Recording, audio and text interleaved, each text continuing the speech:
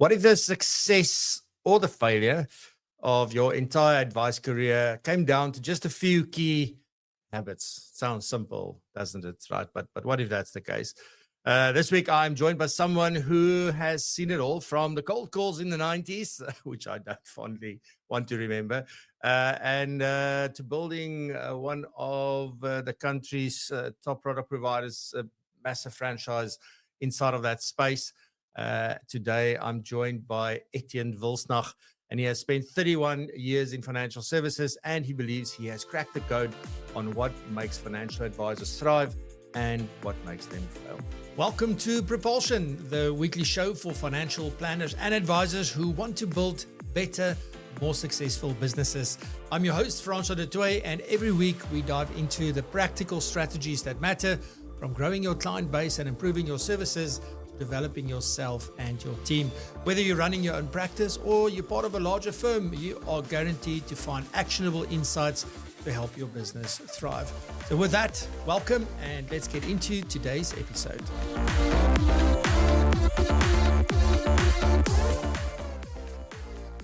So, as I mentioned earlier, Eric has spent more than 30 years in the life industry. He started as an advisor sort of straight out of school, although I remember there was some other things that happened as well. He moved into sales management and later building and owning two very successful franchises. After selling his franchise last year, he's now focused on sharing the lessons he's learned to help grow this profession and to guide the next generation of advisors. So on that note, Ettienne, warm welcome to PROpulsion Live. Thank you, Francois. Good morning. I'm really looking forward to this discussion. So I'm going to get straight into it, Ettienne, because there is a long list of things we're going to talk about. We'll see how far we get. This is almost like flink dunk back in the day, you know, so I can see how far we get. But excited for this. My whole purpose with today is to sort of take people on your journey and sort of through the journey that you've been on, apart from the lessons and things that you've learned, because I think it's important to also get the background and sort of all of those kinds of things to sort of get a real appreciation for the journey. And so I want to start off with asking you, can you take us back a little bit to 1994 when you first joined the life industry? How did you get in? What drew you in? What is it that made Ettienne go, I'm going to do this?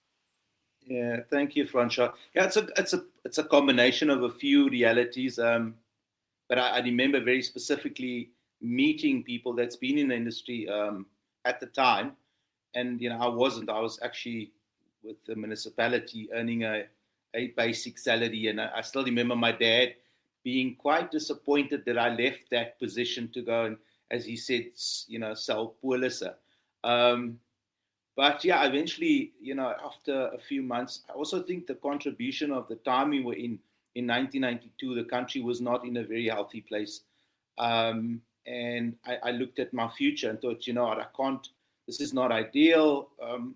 Not really aware of my own ability at the time. It was really just potluck. And I met these people and I saw what they were doing and the wealth they were creating for their families. And I then decided, and I'm going to try this. And I was introduced to a dear friend of mine, who's still a very close friend of mine today, Tommy Groenink, who was a manager at Sanlam. And Thomas decided he's going to take his chances with me. I actually laughed years later. He shared that in the interviews, some of the other managers felt that, they're scraping the bottom of the barrel by recruiting traffic officers to sell police in Sanlam at the time.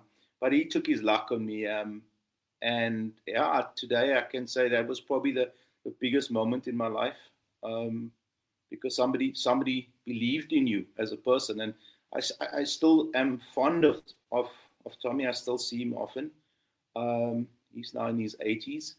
And I think that was the reminder that, somewhere in my life, somebody believed in me and had the opportunity, took the opportunity to guide me through what was to become my life. And I think that's where I'm at now, but a similar age to what Tommy was at the time. And that's now my time. And there's a Professor Brooks wrote a book called From Strength to Strength, and he talks to the second half of my life, the second half. And I'm in that second half now. So yeah, and it's been an incredibly blessed 30 years. I do think though that some of the challenges that I'm personally still challenged by is the political history of the country and the fact that we can do more to diversify the industry and to create opportunity for more people, more advisors, specifically more advisors of color. And that's kind of the journey I'm on at the moment, Francois. Yeah, I'd love it. And then tell me, Ettienne, what was it like? I mean, there's this guy. He saw something in you. I don't think he didn't go like, let's see if let's throw the mud against the wall and see if it sticks. I don't think those people were very like wise. Yeah. They're able to spot talent and they're able to spot tenacity and they're able to, even if you don't think that you have that yourself. But here's this guy, he sees something in you that you have no idea what that is, but he believed in you. And then you said, okay, I'm going to give this a good chance. But what was it like then, getting started in those first few years? Because, I mean, that was back in the 90s, right? I mean, like that was pre-phase, everything we know today. It was a very different world. As you said, it was very different. So what was just maybe a glimpse of back? What was that like for you to get started? It was the time of rate books, and we didn't have laptops yet. So most youngsters wouldn't even understand what I just said. But yeah, we didn't even have computers at the time. You were still calculating premium on the back of a cigarette box.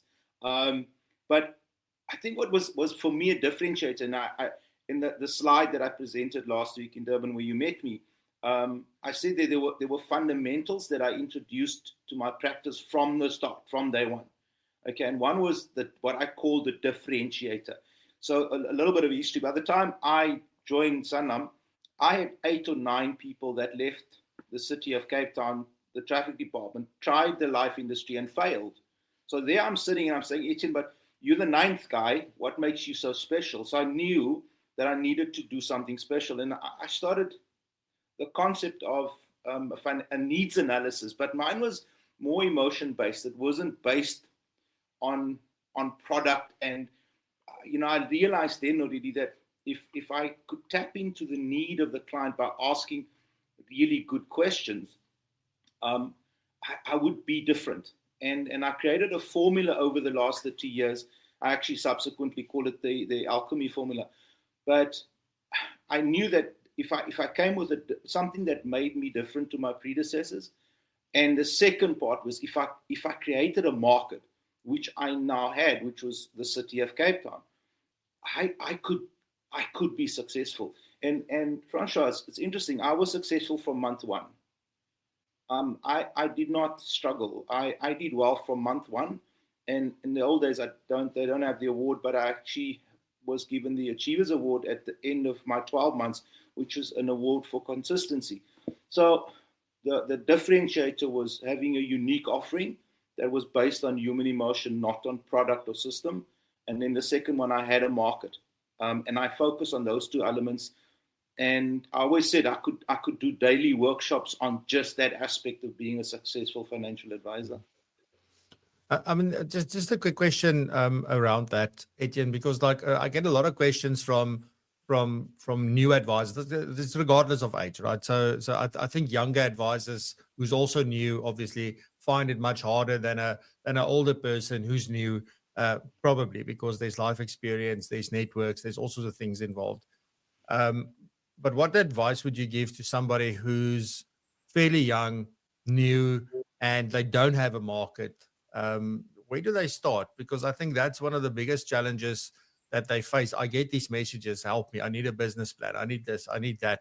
I don't know how to enter the market, I don't know where to find clients.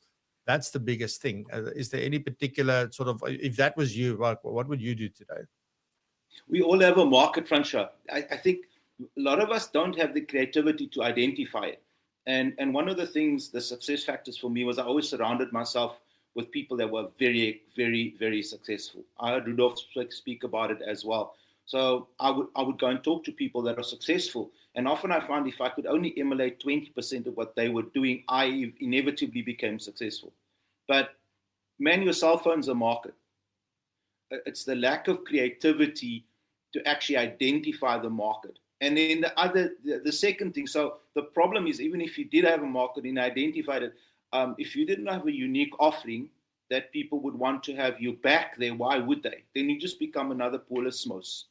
So again, it's going to go back to, if I've got a unique offering, I could use my cell phone, and I promise you, out of your 100 or 200 contacts you've got on your phone, there's somebody there that works for a company. And if you could show and illustrate your offering and how you could add value to that person or their family or their friends, they would invite you back, go and chat to the HR person, tell them what they've done, and show your value. Then there's no reason why you cannot do that.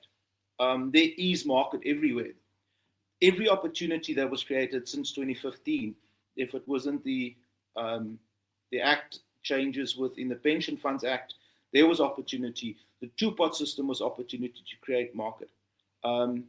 We just don't have the creativity to identify it. So if you're not a creative yourself, surround yourself with people that are more creative than you are, and let them identify a market. But if you stay in what I call the pick mark, where you're seeing one client, you're never going to be successful. Statistically, I can prove that to you. Yeah. Now, I must say, one of the things that I always say, because that's the hardest part, right? And I think there's also, I'm not going to say something where I'm going to piss some people off, but that's okay. But I think there's the older generation, which sort of now believes quite strongly that, you got to go through the same shit I went through when I started, because it was hard back then, right? The cold calls, all that kind of stuff.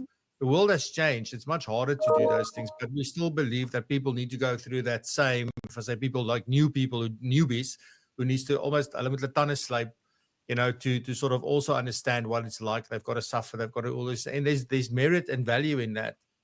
Yeah. But there's also, like, the world is very different today. The one-to-many way of going to, like, let me go speak to groups rather than one-on-ones. Like, I'm a big proponent of that kind of stuff. And how do you open it?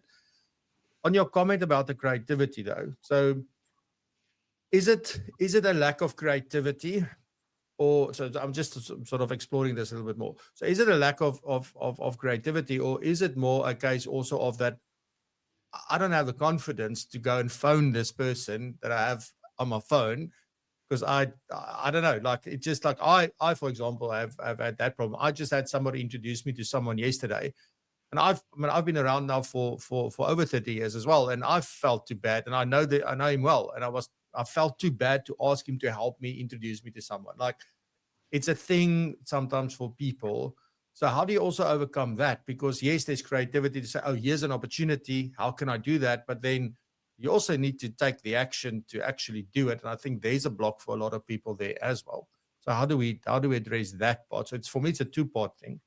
I'm going to use exercise as an analogy. Okay, so if I haven't exercised for 6 months and my fitness level's depleted, and I'm going to go back to gym, the first 1, 2, 3 weeks is probably going to be not lacquer. It's not going to be pleasant, and I'm going to struggle. But when you get to month 2, 3, and 4, your fitness, now you can start pushing the numbers, and it becomes joy. That concept is the same, but to avoid the discomfort of it is actually the problem. So we say, no, I'm not good at it, and our ego starts giving us all the excuses for why we shouldn't do it. No, just start doing it, because I always said this, one of the critical performances in my practice was filling my diary. I never gave that to a PA. I never gave that to a call center. I never sold that, because I always said, seeing the client face to face and filling my diary were the two that's the two critical aspects of being a financial advisor. So if that is so, I'm not going to hand that over. I want to own that. And then you work through the discomfort of it. If that is part of what you need to be a successful financial advisor, try not to sell it off. Try and own it as much as you can and go through the initial discomfort. I promise you, when you start becoming confident that your value proposition is different and it is unique, and people start talking about it, telling people about what you do becomes less uncomfortable in time. But you cannot avoid it. It's like, I want to lose weight, but I'm not going to diet, and I'm not going to go to gym. I'm sorry, it's not sustainable. So if you want to, that's one of the requirements. It's like being a dentist. but I don't want to drill teeth. You can't. It's not something you can avoid. I do agree with you that the landscape has changed. You don't have to go through the massive discomfort that we went through 30 years ago. You've got internet, you've got social media, you've got different ways of getting yourself into the market. But again, it's not going to be sustainable if your value proposition is not unique and if people are not going to talk about it. Yeah, no, 100%. I'm always going to lead you back to that and say, again, though, and Francois, it's been interesting the last 12 months since I've sold my practice, and I've co-attended with brokers, and I'm surprised at the poor level of interview skills that I've come across. People that's been in the industry for 20, 30 years, and I co-attend with them, and I leave there horrified at the shocking level of coaching skill, the ability to actually have an interview, because all we've been taught the last 15 years is product, systems, processes, compliance. But nobody's focusing on the ability. I've just completed my coaching qualification with UCT. And you know what was quite interesting?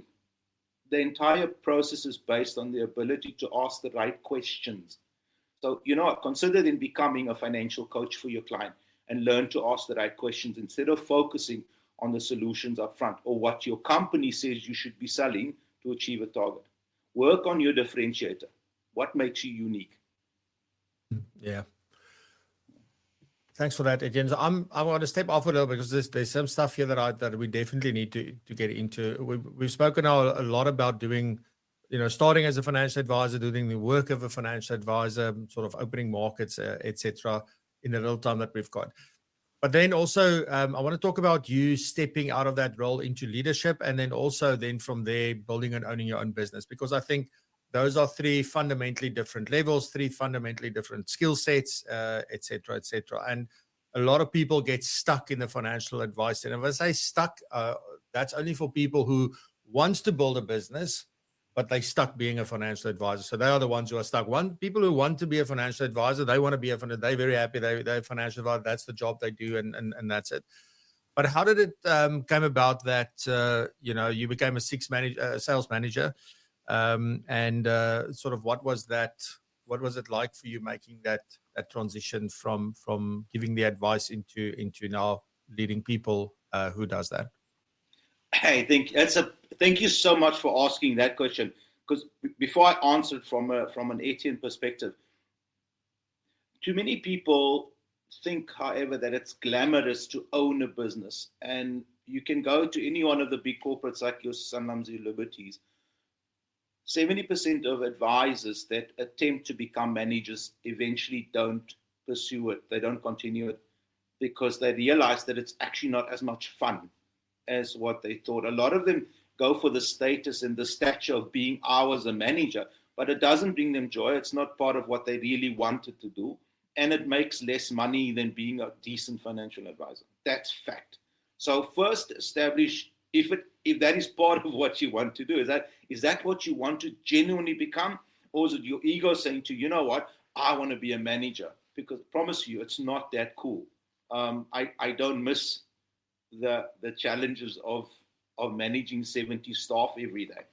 But in my case, man, I was probably, as a 14-year-old, I showed leadership ability. I showed the capacity to be thrown into anarchy, and Ettienne he loved it. He sorted that out. So about 6 years into my journey as a financial advisor, I became bored. And I think Tommy identified that. And Tommy saw, hang on, this is future leadership. And I was asking challenging questions. And he then identified that and put me onto the path. But I can also tell you, I showed a photo in Durban, and you might have seen it. Out of that 30-odd people, today, maybe only 5 of them are still managers, because some of them just realize it's not as romantic as you think it is. In my case, I loved the concept of being a leader of people. I'm not a manager. I call myself a servant leader, where I serve others through leadership. And I can't avoid the discomfort of having the political reality. But if you understand our history in the country and apartheid and all of that, there are issues within the Black community that will affect your capacity to be a good financial advisor. I feel I've got a lot to offer in that space in terms of my own leadership and how to transcend that. So my desire to be a leader and a manager went beyond just the financial services aspect, but also looking at South Africa. And I know Kobus is very passionate about this. I'm a passionate South African. And I'm saying, instead of complaining about what's not working, how do I bring change to this country? And so bringing leadership and mentorship and guidance into financial services from a Black perspective it's really where my deepest passion sits today. And that is the joy that I'm getting from it. So mine, unfortunately, it goes just beyond financial services, but it's a bigger South African reality for me as an individual. I do enjoy it, though. I enjoy the anarchy. I enjoy the big picture thinking. I don't particularly, I've always said, so even when I went to study, when I went to university, I didn't do CFP. I did my honors in business management because I knew that I was going to build business. So I'm going to take it back to your question. Unless you know that as an individual, unless you're confident of why you're doing it, man, there's financial advisors that made 100 times more money than I did as a decent financial advisor, because that's where their passion is. So start with knowing what your passion is and just take a check on the ego and saying, why am I doing it? And if leadership and business ownership is part of your DNA, it's a very exciting space. But you also have to look and say, not many actually make money at the end of the day. The failure rate in owning a business is far higher than being associated with an established business. So just this caution, but again, surround yourself with the right people from the start and you'll be okay. Yeah. Hope that answers it. Yeah. Before I get into the business side, I mean, you touched on obviously the Black community. I mean, there's sort of, I see this often, right? You'll have, and in our community as well, we've got a number of Black advisors, if I may say that, and varying different levels of experiences in terms of what's working for them, what's not. What's working for one is just like this thing is sorted, is a big problem for someone else, and something that's working for them is a big problem. So it seems like it's obviously a very nuanced, a very much more difficult space to sort of work in. And then you come into a predominantly, call it a white dominated like industry, which is like that's how it is. And like, how do you bridge that? Like, is there like, how do we tackle that? Like, I don't even know how to ask the question, as you can clearly see, Ettienne. Like, but how do we tackle that? Like, what's on your mind? Like, yeah, thank you. How do we start moving the needle? I wish I had another hour. I'm sorry, man. I should have led with that. Yeah, look, and I'm going to start off by saying it's a very sensitive question. And there's no blame in my response. If anything, I do think it's a shared accountability. But if you look at a statistic, and I'm saying I'm a Black manager in Cape Town, and in my entire career, it's actually my 31st anniversary on Monday, I've only recruited 2 African Black financial advisors into the life industry. Only 2, and they were not top end. They were middle income group. In the colored community, I did okay, but in the African Black reality, I've only recruited. And the fact that nobody's sitting up and paying attention to that is a concern for me personally. I can tell you what I've learned because I've spent the last 20 years trying to understand it. The divide is not academic. It is not opportunity. It is a lack of understanding the cultural reasons for why people behave the way they do. And unfortunately, one of the sad realities, if a young Black guy that grew up in Gugulethu or Khayelitsha ends up with a Afrikaans manager by the name of Francois, there is going to be a disjoint, because you're not really going to understand why they behave in certain ways or why they do what they do. And So it's a deeper, so just to focus and say we're going to make him a CFP and we're going to give him the best office in Cape Town and we're going to give him an Apple laptop, and it's not going to necessarily guarantee success. I am saying the industry needs to slow down and understand from a cultural perspective why people behave the way they do. Okay, and until you can fix that, until you pay attention to that aspect of it, the result's always going to be the same. And regrettably, at the moment, big corporate is saying, yeah, but we threw millions at it and the result is the same. I'm saying, yeah, but you're throwing the millions at the wrong end of the development of the individual. And I can say that because I spent most of my adult life developing the demons of growing up in the Cape Flats and what you were born to believe as your truth, and undoing that truth and finding a new truth was probably the biggest contributor to my success, not financial services. And unless we address that aspect of it, Kobus, you and I will see the same result 10 years from now. We need to focus on the life skills. And so unless we wait another 10, 20 years for the Model C of the private school kids that's going to come through, and it's unlikely they're going to end up in the life industry. But you know what, unless we address that, the life skill aspect, teaching people about human behavior, about integrity, about financial planning, having a two-account system. Are you paying yourself from your business? Are you living it? Unless we're teaching those skills on an individual level, we're not going to get the desired outcome. We're not going to get the results we're looking for. And in the last 15 years in my franchise, I tested it, and it was successful. It's the biggest recruiter of black advisors in the Western Cape in a very long time, and they're all successful.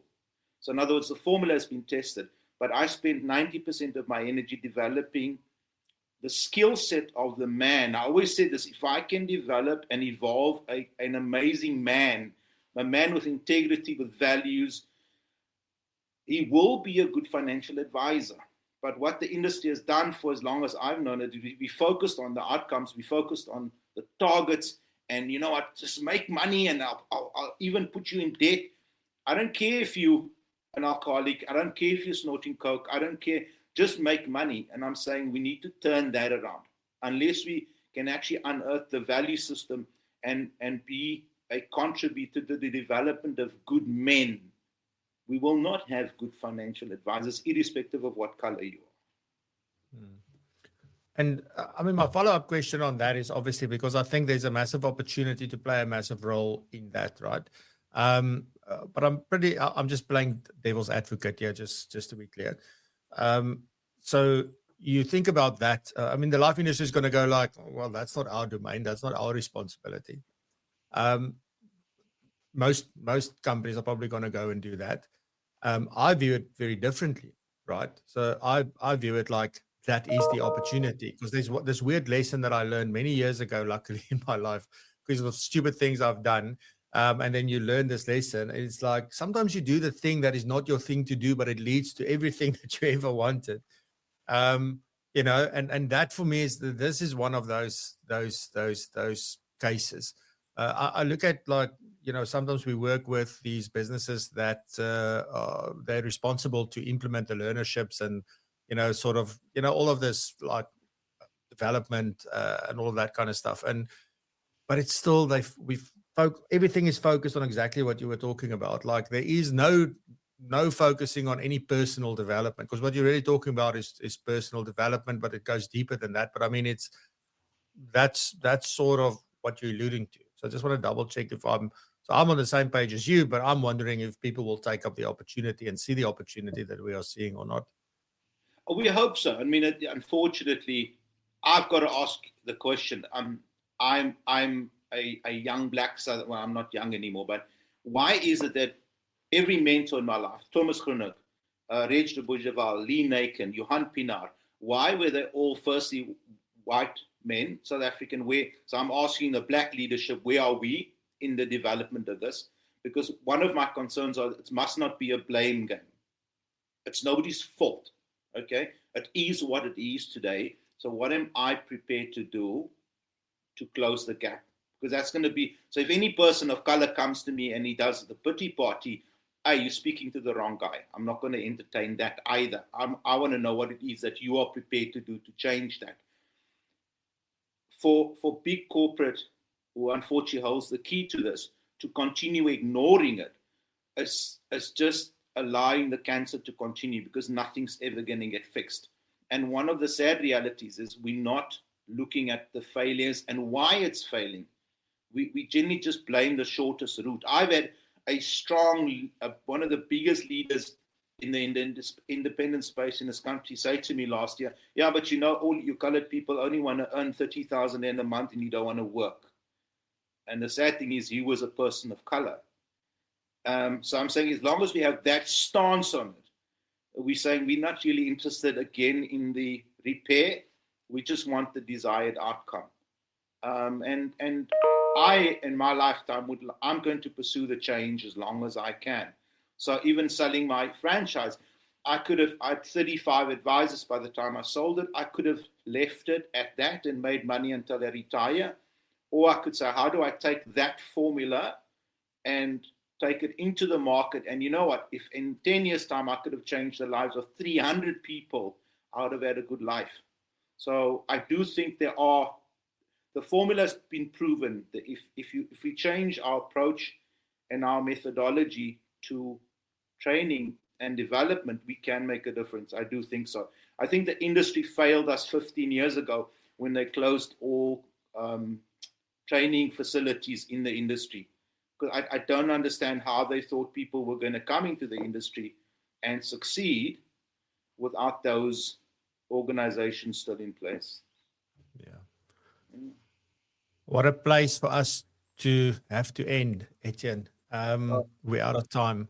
I think that was a very important conversation. It was a very good conversation for us to have. So thank you, first and foremost, for that. Maybe a last thing, just to leave us at a place with some advice. I think maybe on two ends of it. On the one end, if you're in the position where you are managing, recruiting, building businesses, what can we do better? And then for newbies wanting to come in, or that are coming into the industry or the profession, maybe just one piece of advice for them. Do not do it on your own. Tap into networks where people are successful. I had a chat with a young man yesterday, Sean, and he's joined the industry recently, but he's on his own. He's in the independent space. And I'm saying to him, Sean, you're going to continue making the same mistakes. Go and tap into people where there is a success history. Ask what they're doing. If you can only even emulate 20% of what they're doing, I promise you that your life will change. But don't be insistent on what you are doing. Okay, there's always opportunity for learning. I retired last year, and the first thing I did, I registered to go back to university. Why? Because at my age, I still have capacity to learn new ways of being in the world. There's AI. I was listening to the two young people, Rudolph and the young ladies chatting before me, and I sat and I realized the world is changing. I need to change. Okay, so surround yourself with people that are better than what you are, and try and learn from them. There's much more I can share, but you said one thing. For now, tap into what's available to you and learn. Yeah, brilliant. Ettienne, thank you very much for your time. Time flew by. You and I will have some more chats, etc., and we'll see what we can do. I see people are asking for part twos and all sorts of stuff. So you got yourself into a thing here. So fantastic. But thank you very much. Really, really appreciate it. And wishing you all the best and good luck with the second half. Have a powerful weekend. Thank you so much, everybody. Righty, fantastic. Yo, what a show. Very different from what we usually do. Really enjoyed it. I've got some goosebumps. So I think it was a very, very good one. It's always it's my indicator of whether a show was good. So thanks again to Ettienne for joining us. I don't have time to go through the comments, but thank you very much. I see there's been a bunch of comments and people really finding it valuable today. Who's my guest next week? Well, next week we've got Jaco van Tonder from 91. Many of you will know who he is. Some of you might not, but we're going to explore passing on the baton. And I've learned a few things around succession in the last couple of weeks, things I've been thinking about, well, a couple of months actually. And I also saw that there's one particular angle that we never, ever look at. And I want to explore that with him next week. So looking forward to that. So please come and join us. And on that note, have a fantastic weekend. Stay safe, be blessed and prosper. Stay curious and continue to raise the bar. Love you lots. Bye-bye. Thanks for joining us on Propulsion. If you found value in today's episode, then there's plenty more where this came from. You can find all our previous episodes right here on the podcast, as well as on our YouTube channel. And talking about the YouTube channel, we go live every single Friday at 8 a.m. until 9 a.m. and we host many different guests, and we also talk about very interesting topics. And on the live show, there's also some incredible segments hosted by some of the most well-known and influential financial planning professionals. So you are most welcome to join us every single Friday. Put it in your diary and we will see you there. And on that note, also please do check out propulsion.co.za/community for all of the goodness and learn more about how you can become part of our amazing community and how that would benefit you, your business and your career. So on that note, stay curious and keep raising the bar.